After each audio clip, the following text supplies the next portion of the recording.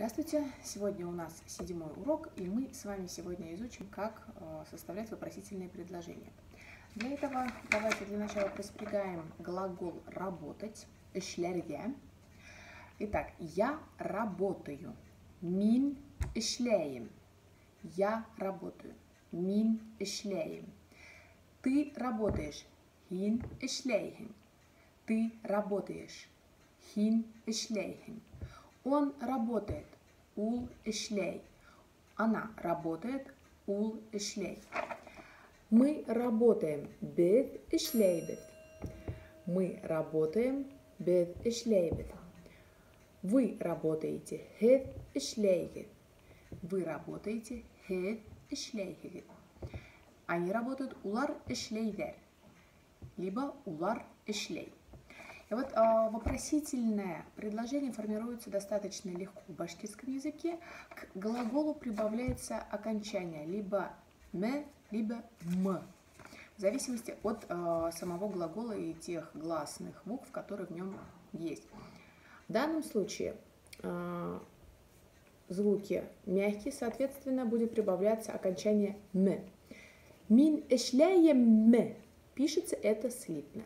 Мин эшләйем. Мне сделать.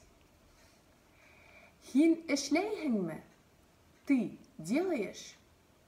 Һин эшләйһеңме? Либо ты работаешь. Ул эшләй. Ул эшләйме. Он делает. Вот так вот. Ул эшләйме. Мы сделаем. Беҙ эшләйбеҙме? Мы работаем. Беҙ эшләйбеҙме? Вы работаете? Һеҙ эшләйһегеҙме? Вы сделаете? Һеҙ эшләйһегеҙме? Они сделают, да? Они сделают. Улар эшләйҙәрме? Улар эшләйҙәрме? Помимо этого, наверное, уже пора изучить вопросительные слова. Итак, кем? Кто? Кем? Кто работает? Кем эшләй?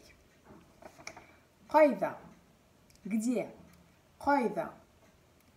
Где работает? Кайда эшләй? Ул кайда эшләй? Где он работает? В башкирском языке порядок слов также отличается. Всегда в конце в башкирском языке будет глагол. Касан. Когда? Когда он работает. Ул касан эшләй.